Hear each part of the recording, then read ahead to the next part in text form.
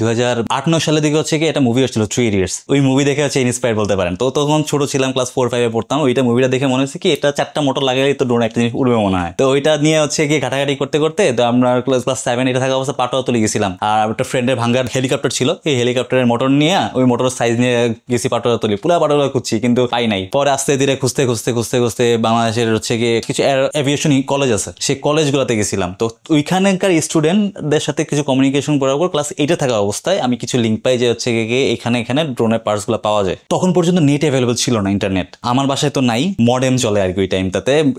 আমি ব্রডব্যান্ড আমাদের দক্ষিণখানের দিকে খুব বেশি অ্যাভেলেবল হয় নাই, আমার যেখানে বাসা আর কি। তো হচ্ছে গিয়ে তারপরও আমি হচ্ছে গিয়ে পাশের বাসায় ছিলাম, পাশে মডেম দিয়ে ওখানে গিয়ে সার্চ করতাম। তখন আর এটা নাম জানতাম না, কোয়াডকপ্টার বা ড্রোন এটা নাম জানতাম না। সার্চ করতাম হচ্ছে গিয়ে 4 প্রপেলার হেলিকপ্টার, এটা লিখে সার্চ করতাম। পরে দেখি যে এভিয়েশন কলেজ আছে, যে এভিয়েশন কলেজ হচ্ছে গিয়ে এভিয়েশন মানি যাই না, পরে হচ্ছে খুঁজে দেখেছি এটা বিমান টেমান বানায় এখানে। তো কাছেই ছিল আমাদের উত্তরাতেই, রাজলক্ষ্মীর পিছু পাশে। তো ওইখানে চলে গেছিলাম আর কি, এমনি করেই শুরু। ড্রোনের সাথে সম্পর্ক ছিল বলতে হচ্ছে গিয়ে আমার তো মোটামুটি একটা কাঠামো দাঁড়ায় গেছিল। সাপোজ এই ড্রোনটা সোজা এভাবে উঠার কথা, রাইট? এভাবে উঠার কথা। যদি আমারটা হইতো কি এই যে এই অবস্থাতে এখান করে উঠতে গেলে এক পাশ খাওয়া দেওয়া যেত। তো দেখা যেত হচ্ছে কি এই দুইটা প্রপেলারটা মাটির সাথে লাগতো, লাইক ড্যামেজ। সো এই টেস্ট করতে গেলেই আমার হচ্ছে কি পার পেয়ার প্রপেলার দাম 700-800 টাকা হইতো, 700-800 টাকা শেষ। আবার ওই এক পেয়ার প্রপেলার কেনার পর হচ্ছে আবার লাগাও, আবার হচ্ছে কি একটু এই দুই পাশে মোটরের পাওয়ারটা একটু বাড়া দিয়ে আবার একটু টেস্ট করো। তো এইভাবেই চলতেছিল আর কি, এইভাবেই কি কাজ করতেছিলাম। আমার যে লাস্ট ডেভেলপমেন্ট ছিল সেটা হচ্ছে কি ধরেন আমারটার একটা জিপিএস কোঅর্ডিনেট আমি ম্যানুয়ালি সেট করে সেখানে আমি গিয়ে একটা হচ্ছে কি 2 কেজি পর্যন্ত একটা জিনিস ড্রপ করে দিয়ে আসতে পারবো, ঠিক আছে? এইটা টোটালি আমার হচ্ছে গিয়ে মানে রিমোট কন্ট্রোলের আর কোনো কাজ নাই। আমি প্রোগ্রামিং করে দিব, অটোমেটিকটা ফ্লাই করে 500 মিটার পর্যন্ত হাইটে উঠতে পারবে। সেই হাইটে উঠে একটা নির্দিষ্ট লোকেশনে গিয়ে 2 কেজি পর্যন্ত আপনার জিনিস ক্যারি করে নিয়ে যেতে পারবেন, ড্রপ করে বা ব্যাক আসতে পারবে। আমি এই পর্যন্ত ডেভেলপ করার পরে বললাম যে আচ্ছা ঠিক আছে, আপাতত এখানে তেমন কিছু নাই, একটা ডিজে ড্রোন পারচেস করে সামনে আমার এইচএসসি এক্সাম, আমি হচ্ছে গিয়ে পড়াশোনা করবো, আর এগুলো নিয়ে আপাতত একটু ব্রেকে চাপ। মারাত্মক প্রেশার আসছে ফ্যামিলি থেকে।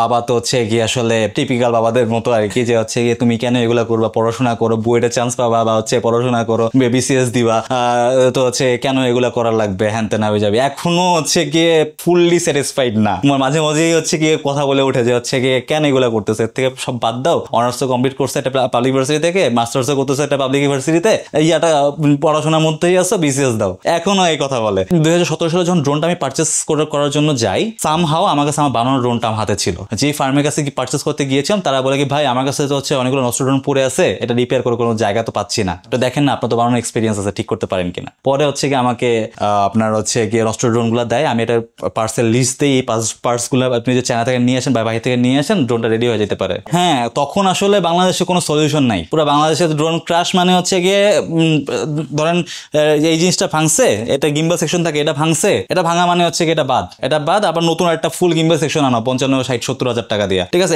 বাট এই গিম্বল সেকশনটা যে রিপেয়ার করা পসিবল, এটা নিয়ে বাংলাদেশের মানুষের কোনো চিন্তাই ছিল না। আমাদের কাছে মানুষজন নিয়ে আসা শুরু করে, আমরা হচ্ছে গিয়ে যেহেতু কোনো অপশনস ছিল না, তারা আমাকে এক্সপেরিমেন্ট করার সুযোগ দিত, ঠিক আছে? আমি তখন হচ্ছে গিয়ে দেখা গেছে 2টা জিনিস আনাইছি, পার্টস আনাইছি, লাগাইছি, হয়ে গেছে। এইভাবে করে প্রথম আমাদের পিরিয়ডের সিস্টেম ছিল, যে হচ্ছে গিয়ে আপনার পার্টস গুলো তারা আমাকে আনা দিত, মানে আমাকে সময় দিত আর কি, 15 দিনের সময় দিত, যে হচ্ছে গিয়ে ভাই এইটা হয়তো বা সমস্যা, 15 দিন সময় দেন, আমি পার্টসটা আনাই আপনাকে হচ্ছে গিয়ে একটা রিপোর্ট দিই। সো ওই সময়টা তাদের দিত, কারণ সেটা অকেজ হয়ে পড়েই আছে, একটা সময় দিলে যদি আমার টাকা সেভ হয় সমস্যা তো নাই। আমার চিন্তা ছিল হচ্ছে গিয়ে ফার্স্ট অফ অল ড্রোন বানানো থেকে শুরু, দেন হচ্ছে গিয়ে টেকনোলজিটা হচ্ছে গিয়ে নতুন টেকনোলজি, আমি পারতেছি, বুঝতেছি, কাজগুলো করতে থাকি। এরপরে আমার চিন্তা ভাবনা ছিল যে এইটা নিয়ে কিভাবে আমি আরো ফার্দারলি কাজ করা যায়। সো আমার মোটিভটা একটু ঘুরে গেছে, একটু ঘুরে গিয়ে আমারটা এখন মোটিভে আছে হচ্ছে গিয়ে এইটার যে ডাটাগুলো আমরা অ্যাকুয়ার করি, আমরা মেইন ডাটা কি এটা থেকে আপনার আসে হচ্ছে গিয়ে ইমেজ আর ভিডিওস, রাইট? সো এই ইমেজটাকে থেকে আমি হচ্ছে কিভাবে হচ্ছে গিয়ে ডেভেলপমেন্টের কাজগুলো করতে পারি, লাইক 3D 2D ম্যাপিং